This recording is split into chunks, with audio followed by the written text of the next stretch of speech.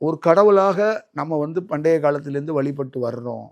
நாம ஒரு பண்டைய காலத்திலேருந்து தாத்தா ஒரு மாதிரி ஒரு உருவத்தை பார்த்துருக்குறோம், பாட்டி ஒரு உருவத்தில் பார்த்துருக்குறோம், நம்ம குழந்தைங்களை ஒவ்வொரு உருவத்தை பார்த்துருக்கோம். இந்த மாதிரி ஒவ்வொரு உருவங்களையும் நம்ம மனிதர்களை பார்க்குறோம், கடவுள்களையும் ஒவ்வொரு உருவங்களையும் பார்க்குறோம்.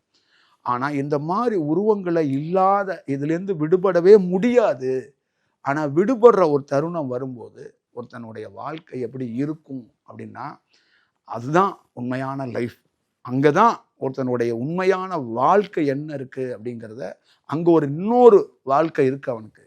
இன்னொரு வடிவத்தை அவன் வந்து பார்க்குறான். அவன் உடல், இப்போ நான் உடலை விடலை, இந்த உடலை வச்சுக்கிட்டு இது என்னது இல்லைங்கிறேன்.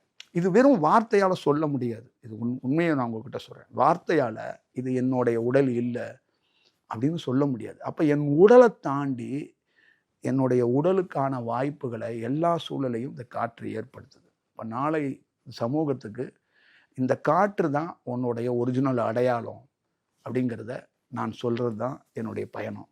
அதே மாதிரி இந்த காற்று சம்பந்தமாக ஏதோ ஒரு இடத்துல என் மூலியமாக உங்களுக்கு ஒரு சின்ன மாற்றத்தை ஏற்படுத்த நிச்சயமாக என்னுடைய பணி இருக்கும் அப்படிங்கிறத நான் உறுதியாக சொல்கிறேன்.